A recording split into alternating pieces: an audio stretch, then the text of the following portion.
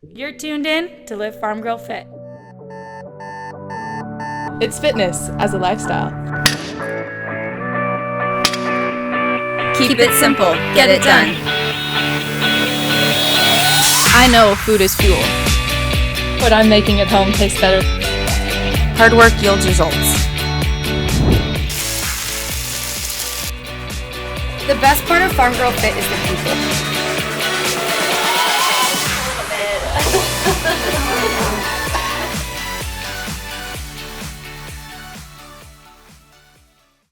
Hi, welcome to Live Farm Girl Fit. I'm Jenny. This is Janessa.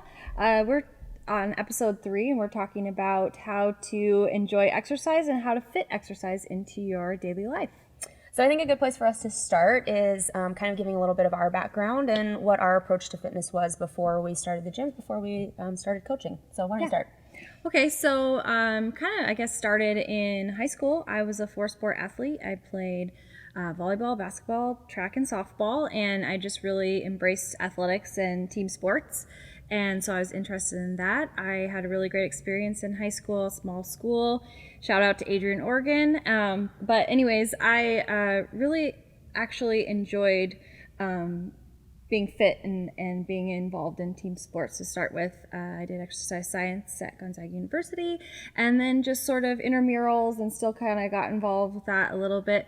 But really, I just decided that I saw something that I liked about training the way we do at Farm Girl Fit, and we just kind of got our heads together and started doing it and became a coach. Yeah. For me, I also played sports through high school too. And in college, I started getting into, I kind of missed that team feeling. I started trying out a lot of group exercise classes, step aerobics, kickboxing. And the things that I really liked about them was that they were really fun. And now looking back, I know we sometimes chuckle about it. But it was fun. It was fun to be in a group. It was always scheduled. It was kind of taken care of. All I had to do was show up and go through it. And then after college, without that, I never really found that anywhere. And I totally became like a cardio junkie. Like I would go to the gym, 45 minutes on the elliptical, just crush it to Sandstorm. You guys know that song? Just kill it to that. And then shortly after college, we kind of reconnected and found a little bit of like interval training with some strength training. And I remember my very first time I walked in there and just thought that I was going to crush it the way I crushed the elliptical, and rude awakening, totally different. And I think the thing that I've really appreciated is the time efficiency. So much less time in the gym, but much more efficient for my workout. I'm getting a lot more out of it in terms of what I'm doing for my body, and the results I see, and in a lot less time, which is a premium for all of us. Right. Well, even when I was studying exercise science and really kind of going through that program, my workouts were the worst. I would show up to a gym that had lots of equipment everywhere, and I wasn't motivated at all. Even though I was so into my studies and really enjoying all of that, I would walk around and maybe do this machine and probably didn't have it set up right, and then walk around and do some of this, and that machine's taken, so I think I'm done. Yeah. Stretch out a little bit, do some crunches, always and crunches. leave, right?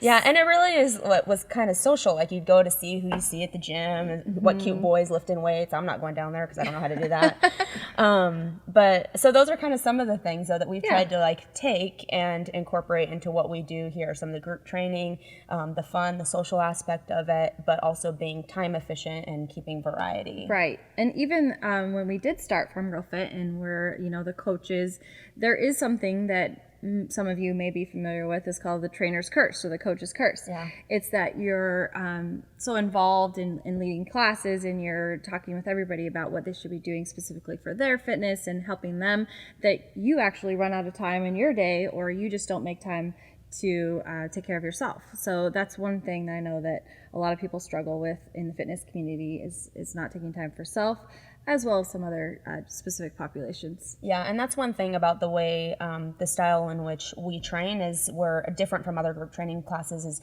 we as coaches are not doing the class along with the attendees, with the members. It's because of the style involving weightlifting and some more technical movements. Right. We really want to make sure that everybody else is doing it safely and doing it properly, and so we're not getting our workout in along with everybody else, which is part of what leads to, you teach 4 classes and then you're tired and Right. maybe you don't want to go through that same routine or exercise yourself because you've just been through it several times, really breaking it down. So, Right. so what do you think? What's one of the ways that, you've kind of found time? And Yeah, so for me personally, I know a lot of moms out there have the same issue.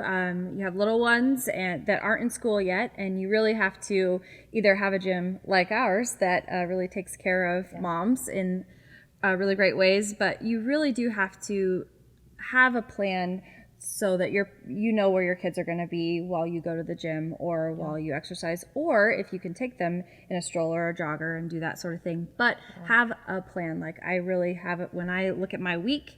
I know exactly when I'm going to work out, and if I miss one or two, I know where I have maybe a time slot to do that. So I really think about obviously where my kids are going to be, taking care. Like that's not an excuse for me, and to make it happen that way. yeah, and I think that's really important, is really scheduling it like you would any other appointment or anything else. You make hair Right. appointments, you make doctor's appointments, schedule in those daily or 3 or 4 times a week workout appointments, and it's time for you. And it's really important to focus on that you're worth it, you're of value, and to take the time to do that. There's a reason they always say on the plane that put your oxygen mask on first, take care of yourself Right. before you help other people.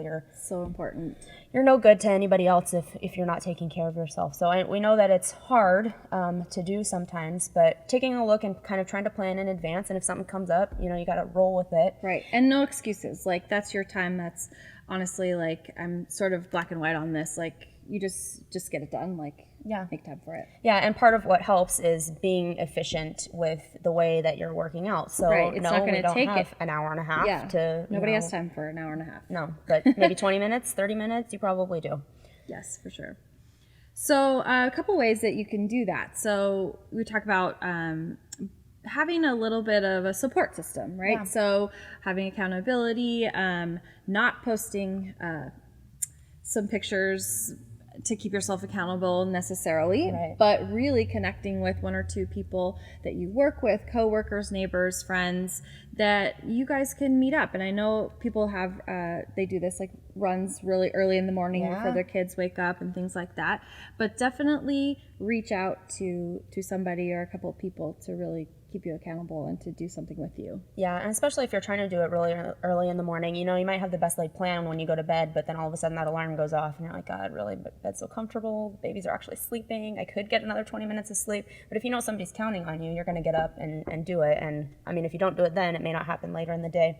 And it's one of the things we've done in the gym with kind of group challenges. We love to put people into teams, and we just did 1 million meter march that was rowing and running. And Very successful challenge. very successful. Yeah, I had a lot of fun with it. But one of the things people found is, you can even set aside just 5 or 10 minutes on your lunch break to run around the block a few times and just kind of get it in, or go for a walk if it's a beautiful day out, or even if it's rainy. Sometimes just that fresh air is good. So fit it in where you can, and start small. It doesn't have to be this big thing. Marathon. Yeah, It doesn't have to be a marathon next month. No. It can be just regular meetups, running the stairs, doing all we have a lot of good ideas on these, and we have vacation workouts and things like that we share, but we'll talk about that a little bit later. But yeah, just connecting with somebody that enjoys doing something fun that you do, and it's definitely convenient. Yeah, and part of that is giving yourself a little reward for doing it. So, keeping yourself motivated too. And we're not talking about like food rewards, like, No. oh, I just ran 5 miles, so now I'm going to go eat Now a donut. I get this. That's a really slippery slope there, and that is something that we really think is an unhealthy way to approach fitness and nutrition together. So definitely the rewards are something that really hold value to you. Yeah. Or that may be something that would increase your commitment to your workout, Yeah. or make it more enjoyable. New music, maybe some athletic shoes. Yeah. Workout clothes, something fun. Something that makes your workout more comfortable, or that you're more inspired to do it. I think that's a really good way to think about your rewards. Small rewards, not breaking the bank here.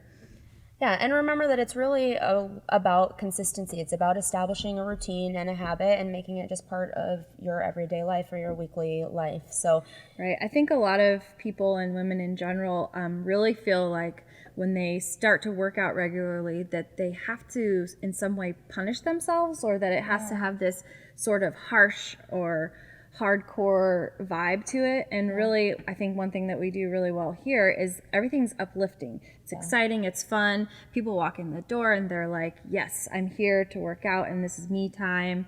And I think that's a really important thing to think about when you're thinking about what you're going to do specifically to work out. Make it somewhat enjoyable. Yeah, you got to sweat and you got to do the hard work. Yeah. But if you're not going to enjoy it at some point during your workout, then most likely you shouldn't be doing it. Yeah. And I mean, there is that hard work element to it. You know, it has to be worthwhile. You have to really kind of bear down a little bit and get the work done. It's one of the reasons we call our workouts the grind. Right. Because it's not just easy breezy. You can't flip a magazine while you're doing it. Yeah. It's definitely your brain, your whole body is involved. It takes your full self to do it. Yeah, but it still has a very positive and a fun and a social aspect to it, so you're enjoying it as it goes. And that kind of gets to, I guess, this style in which we train is not only efficient, but I guess the way that we can be really time efficient is because of what we're doing within that time. So some of that is interval training, focusing on high intensity and short spurts. Designated rest times in between these short spurts. Covering all avenues of different exercises. The workouts are really varied. We definitely focus on lifting weights and having that resistance. We feel like one way you can really get the most out of your time is definitely to incorporate weights, kettlebells. We do some more technical work here as well with Olympic lifting and powerlifting and those things. So we kind of have that perspective. But we really know to be true that you can get a really good, efficient workout within, 30 to 40 minutes. Yeah.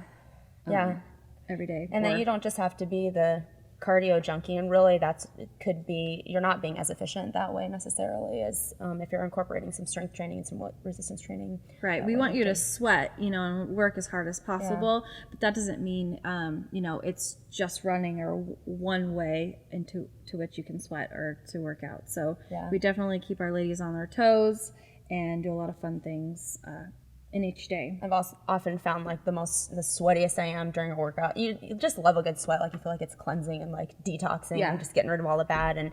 But it's like when you're lifting heavy, and you're like, why are these heavy front squats making me sweat so bad? When I just ran around the box 5 times and I didn't sweat this much. Right. Yeah, you can definitely get the most out of lifting for sure. And of course consistency is key. So I said every day, but honestly, you don't need to be busting your butt every single day. That's actually kind of another slippery slope where you can really burn out and feel like it's more of a punishment. Rest days are really key, but the consistency I think is really important. And so building that little group or community is one way, but then taking the time to figure out what exactly you're going to be doing or knowing before you're doing it is one way to stay consistent throughout the week. Yeah, and I think one of the nice things that we do for our members here is take that planning piece in terms of what they're going to be doing totally out of the equation. We're already planning for that. For them, they still have to plan when they're going to get here and make sure that that happens and it's that consistency on piece. time. Get here on time. Just kidding. But seriously. So the types of things that we do, when we think about our programming, and I'm not sure how familiar you are, but we really do think about every age, body type, and type of person. But when you walk through the door, everyone's on the same level. We're all going to be working in the same way. We might be doing different things, but we're all going to be doing the same, the grind, right? So one thing we think about when we program is really how sustainable everything is and who's doing it and if they're going to actually want to be doing that. If this is something that you can do when you're 16 or when you're 52 or whatever it is, like you really want to feel like something that you can get into should be sustainable and doable, really. And there's something that's really motivating and encouraging about that too, when you see people of every age, every body type, various backgrounds, all working out together. It's inspiring to you no matter where you fall on that spectrum. To see somebody who's 65 doing it and somebody who's 35 doing it and somebody who's 15 doing it, all the same work together. Yeah, so maybe when you're thinking about asking somebody to be consistent with you and work out with you. Maybe it's not somebody in your same age or capability. Maybe you know, there's a lot that happens when you step out of your comfort zone in, you know, being in this small group or community and reaching out to somebody that maybe would push you harder, or that you could be the pusher. So think about that.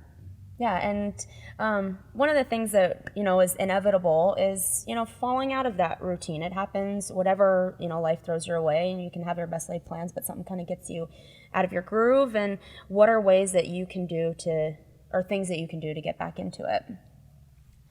And I think it really just comes down to finding that consistency and going back to the reasons why you are wanting to do this. Like, why is this important to you? And taking a look at that. And if you are really honest about that, that's your motivation in and of itself. And starting small again. I mean, sometimes it feels like you're starting over, and that can be frustrating in itself, but focus more on the fact that you are starting over and that you're doing it.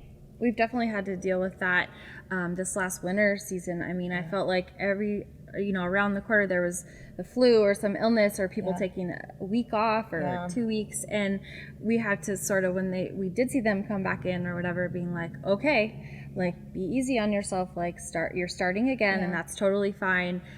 So really being able to judge, you know, what you can give that day if you do get thrown off, or not being able to slow down a little bit or take it one step at a time and not hurting yourself, for sure.